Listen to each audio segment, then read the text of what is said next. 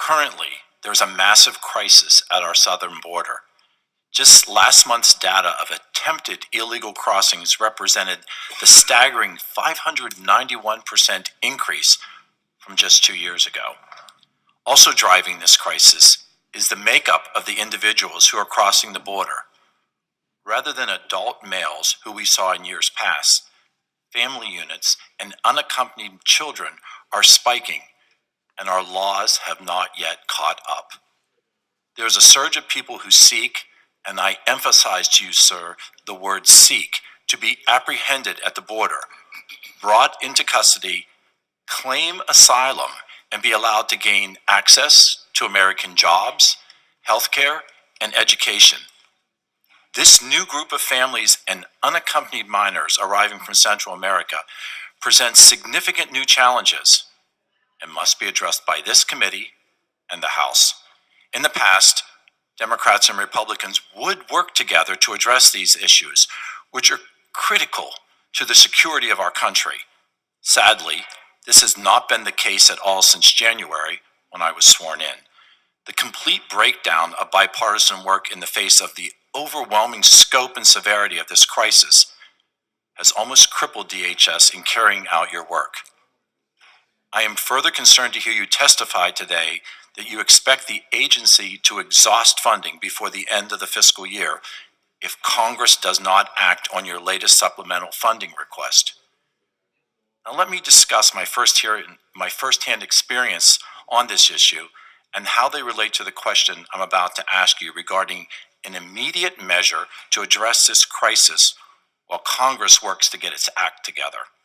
A few weeks ago at the southern border, I witnessed personally the lack of security in areas along the Colorado River that allows the cartels to smuggle drugs into our country, to smuggle drugs into South Central and Southwestern Pennsylvania, where I represent.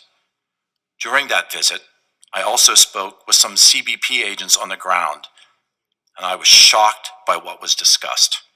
Currently, CBP is consistently being tasked with providing additional services such as medical support, transportation services, leaving them unable to carry out their core missions of protecting and patrolling our southern border.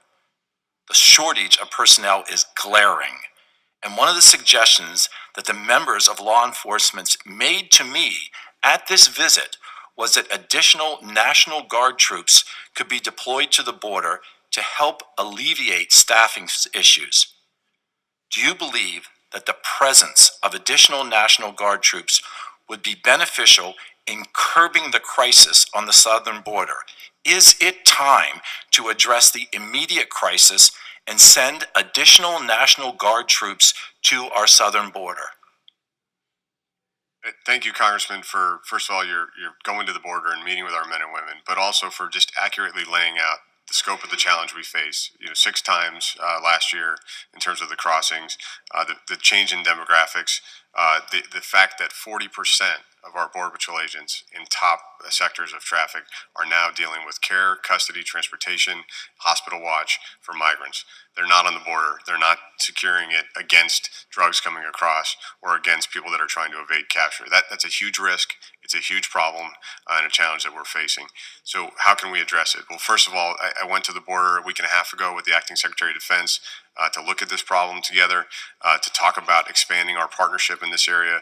And I can tell you that our National Guard partners have been absolutely essential in helping us maintain our border security mission over the last year and a half. Under Operation Guardian Support, we've got over 2,000 National Guard troops supporting us every day on that border, and opportunities to expand that footprint, working, for instance, with Governor Abbott in Texas, who's been a tremendous supporter of everything we're doing to help secure that border, is absolutely an option that we are considering, and we have stark needs in that regard. So I thank you for raising it and highlighting the key role our National Guard partners play in supporting our border security efforts. Thank you, Secretary McAleenan. Thank you for what you do for our country. I yield my remaining time.